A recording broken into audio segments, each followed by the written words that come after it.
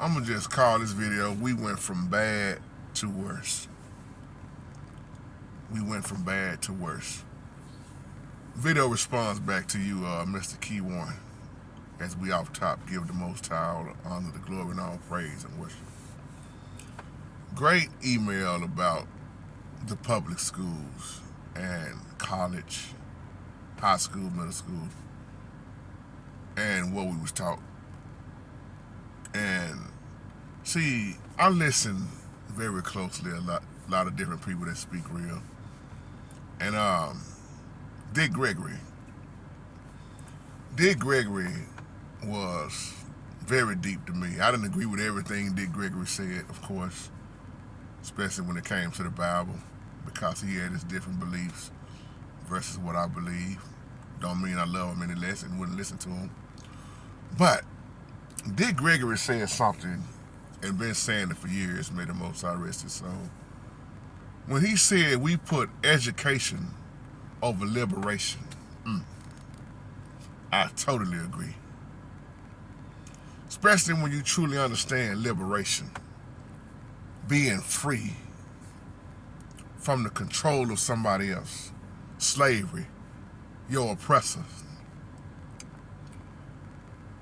When you think about that alone, and then you wonder why we are still in the shape we're in, I'm not talking about everybody, because when education got put in place, you already knew who came up with it. They way. When you come up with something, you the creator of it, then that means you can do whatever you want, how you want to do it, because you came up with it. And that's why they brainwashed us from babies all the way up to now on how to be doing things their way. Dick Gregory said that book and them books, any fool could have wrote that. He said liberation was going to be more closer to the universal God than you could ever get. And I knew exactly what he meant by that. Like I said, even though I didn't agree with everything Brother Dick Gregory would say.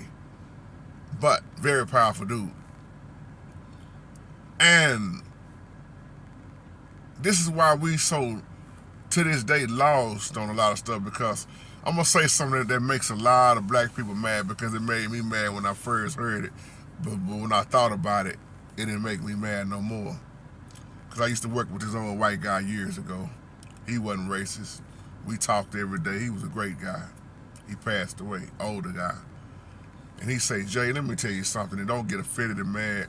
He said, because I heard this and it made me mad as a white man, because he was, like he said, he was white. He didn't have no problem with color. But he said this, and some of y'all have heard this before. He said, this was told to me, if you ever want to hide anything from black people, just put it in the book, because half of them won't read. And then you think about that. A lot of us read, and then a lot of us won't, to this day, still won't read. We won't study. We won't pick up books. We rather listen to what somebody else say. Go off of what he say, she say. I'm not talking about everybody. If you study, shout out to you. If you read, study, shout out to you. I'm not talking about you. But it's so much power in reading, studying, wisdom. And the main thing we need to be reading is the book. Y'all know what I'm talking about. But when you understand that liberation and how we accept it, they education, they college, they way, it mess up your thoughts. And then they come with civil rights, of course. Now think about this. Civil rights, NAACP, Black History Month, Juneteenth. I can't stand Juneteenth, just being honest. I can't stand what they threw at us, and we accept it like it's okay. And we still ain't free. Somebody catch that. Because on the average Juneteenth, all you finna do is have a barbecue, folks getting drunk and high, couple of fist fights going on. Some may get along, some may not. And then you turn around and you had a 4th of July. But all this stuff was put in place for a reason. Hush them up, shut them up. Give them something. Give them 1 month and give them the shortest month.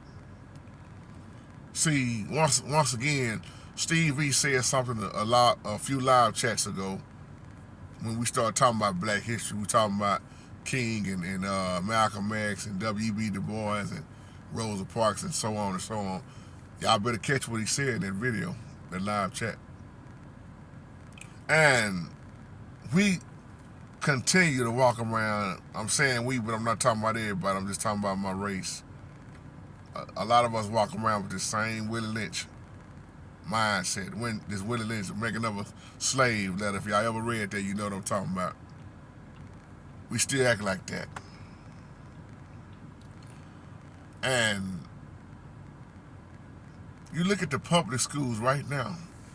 See, it was formed long time ago, and now you see exactly where it's at. That's why they want our babies to be programmed and accept any and everything that they throw at them. They try to make it look smooth and not harmless. Y'all know what I'm talking about. Read between the lines. And they want your babies to be brainwashed and accept. Read between the lines. You know what I'm talking about. So I can see it in a way I won't get banned. But read between the lines. You know what I'm talking about. And liberation is so powerful. Because when you are freed up out of their control, their system, now your thoughts, you are able to... Malcolm X said something so powerful on the old video. Them boys was young, man. They knew what they were talking about. Malcolm X said so many powerful things.